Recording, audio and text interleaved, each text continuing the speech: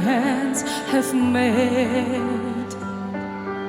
I see the stars, I hear the rolling thunder, thy power throughout the universe displayed.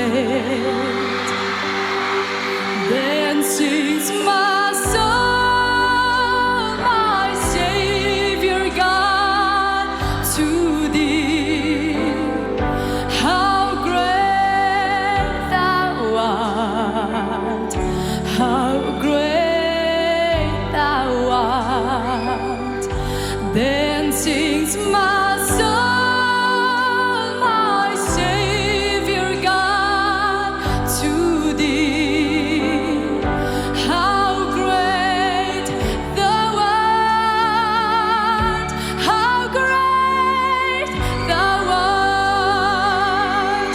And when I think that God his Son not sparing sent him to die, I scarce can take it in, that on the cross my burden gladly bearing, he bled and died to take away my sin.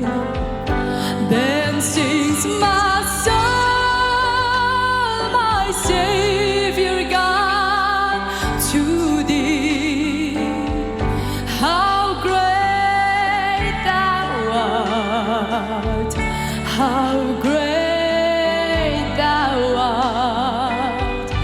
Then sings my soul, my Savior God, to thee.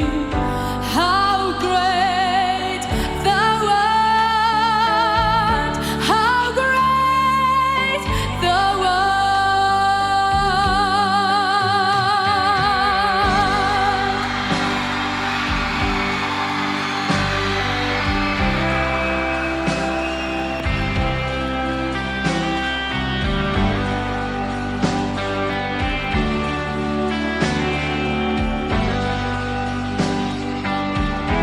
when Christ shall come with shout of acclamation and take me home, what joy shall fill my heart. Then I shall bow in humble adoration and then proclaim, my God, how great thou art. Then sings my soul, my Savior God, to thee. How great thou art, how great thou art. Then sings my soul, my Savior God, to thee. How great thou art, how great thou art, how great thou art,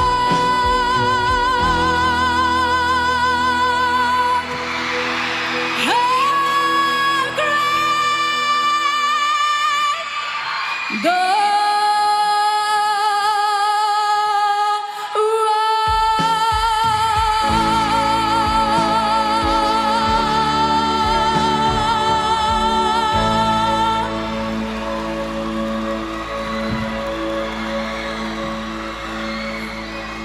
May God bless this song. Thank you.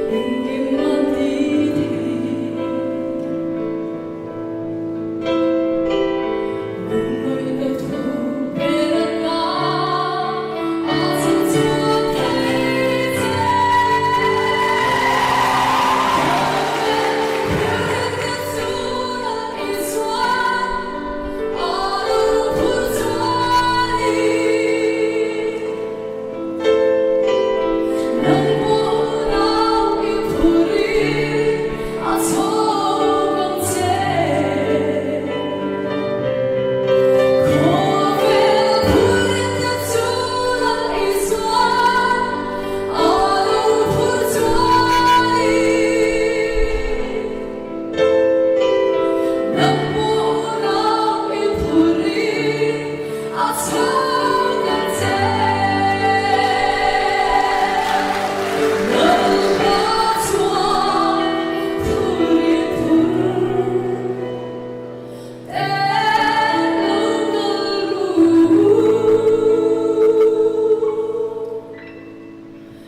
subscribe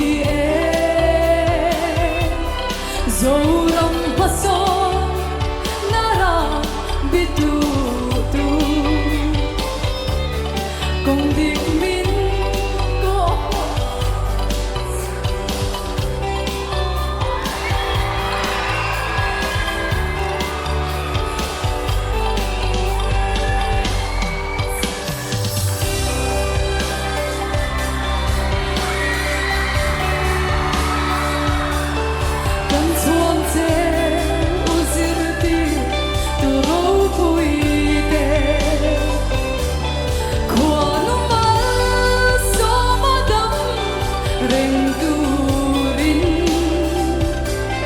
du sak na sang bir gan la na cheu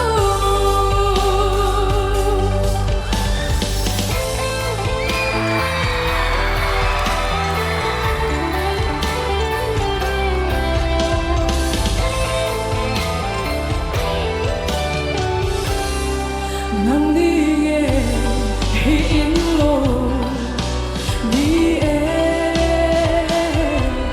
zo ram paso nara bitu tu kong dik min ko hu a min zir tir tu kan ta nin long e zia phung so thiam na min pe tu kan chuang che o zir ti tu ro pui te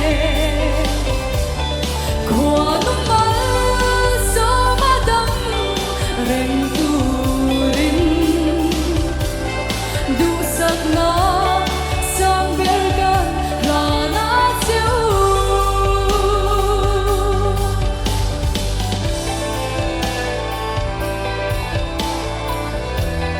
zir tir tu chale duam. Thank you.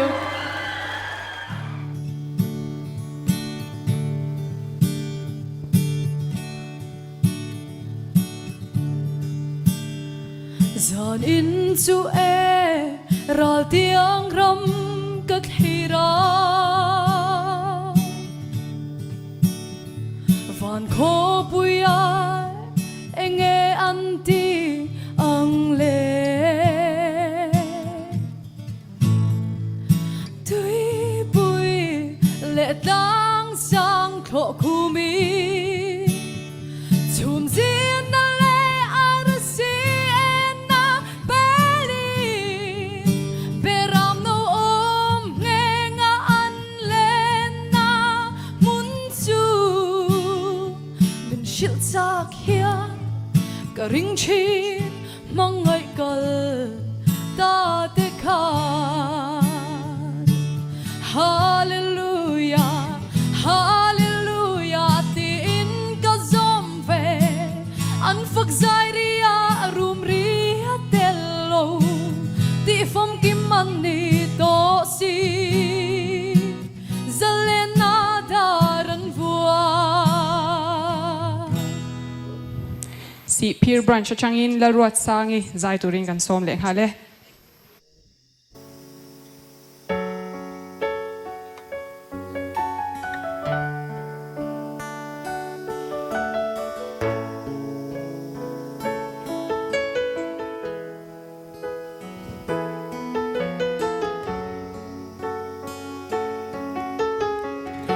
eden bo chiat na vanga hiam tuarte Kristan min ron chan dam ta sal kang chua na dar ari e hallelujah hallelujah lalpa i mangai na hi o avaro pui e ka fak zelang che ka dam chung zong hian oh oh suang al ya ni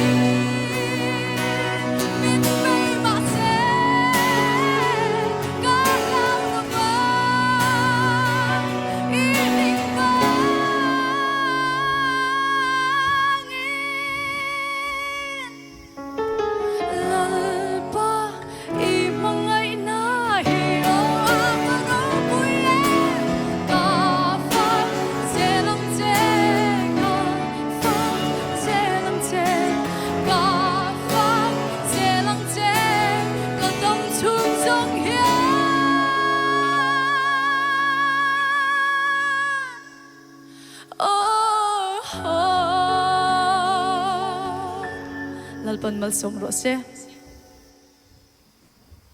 kan soi deuh duah tiang audition a khan izai kan voi khat ngai thlak na nia kha bak kan ngai thlak kan langai thale lawa audition a khan iwanei na chu ochuak nalsa onalsa i nei ni cheimoi shanpa ngai lo po nalsa i nei a achak thaboka audition a khan izai kha kadwai na tuang tlama hi chuanin tu nei ron zai lia he tuang tlam de win ron zai zo le kha hlawani amero chu nilawin heta ta kha heta heroin da kan be se sang zel don che ti kha chu achiang sa ta hol chung ompo hian thiaman ti che karinga amero chu kan comment awang hian over confi pha lo turani mason zel turin du sakna ka hlan sia i zai chai